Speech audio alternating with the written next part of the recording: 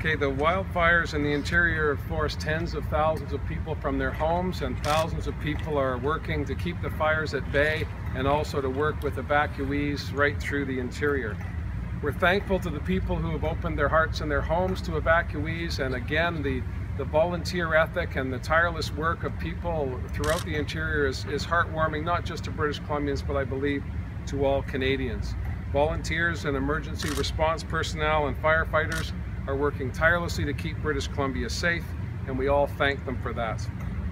We've had many challenges happen, and we have more ahead of us.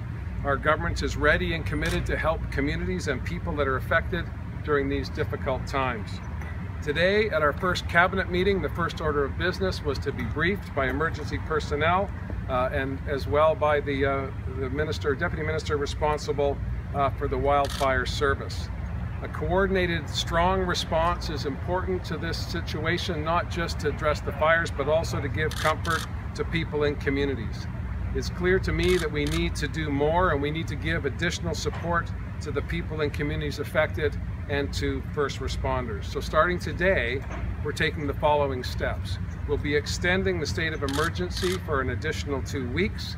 The current state of emergency expires at midnight on the 21st of July, and we're going to, regrettably, because of the situation, have to extend that an additional 2 weeks. In so doing, we will be increasing the funds available to people in communities affected by the wildfires. Earlier this month, government created a $100 million fund. Within that fund, households were allotted $600 to meet basic needs provided through the Red Cross. We're going to increase that one-time payment to a second-time payment for every 14 days that people are evacuated from their homes. This is unprecedented. Traditionally, when an emergency is declared, people are usually back in their homes within the 2-week period.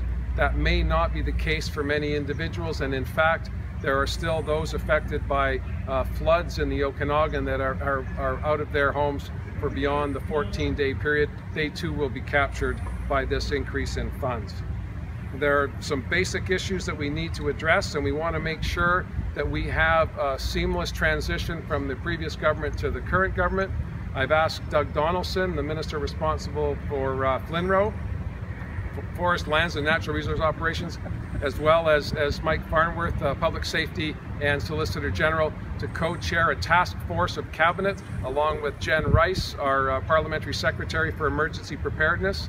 Katrina Conroy will be on the task force with respect to children and family development in the region, Scott Fraser with respect to Indigenous Relations and Reconciliation, and Claire Trevena with respect to highways and infrastructure. Key infrastructure so important to making sure that people can be evacuated and that homes and property can be saved.